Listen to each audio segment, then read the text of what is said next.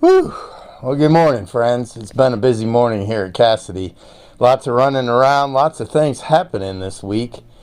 From altar flowers to hot chocolate mugs to setting up a children's sermon and all kinds of things happening. Sometimes it's like that on Sunday morning.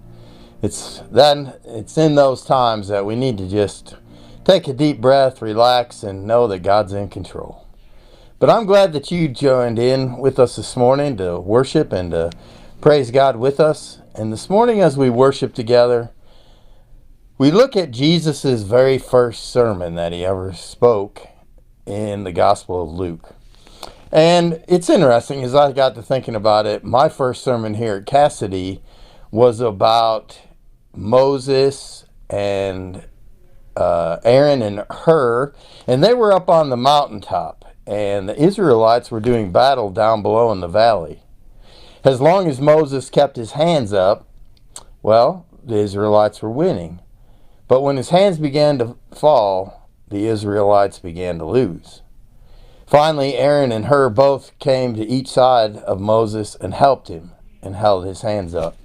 And I talked about how it's not just the ministry of the leader of the church or the leader of the people, but it's people coming alongside and helping those hands be lifted up and the partnership we have in ministry with one another.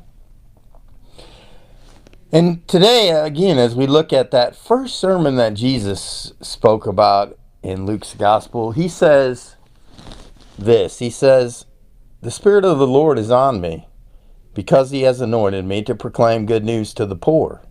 He has sent me to proclaim freedom for the prisoners and recovery of sight for the blind, to set the oppressed free, to proclaim the year of the Lord's favor."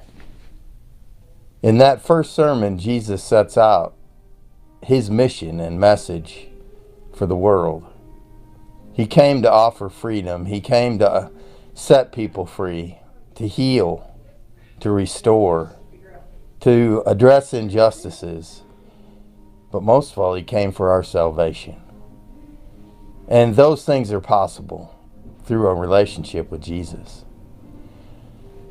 Well, the thing is, whether it be my message or that first message Jesus preached in the synagogue that day, sometimes we can get distracted, can't we? Today's message is about a reminder of our need and the importance of not being distracted to carry the message on. You know, the hospital, or the church, is a hospital for sinners, not a museum for saints.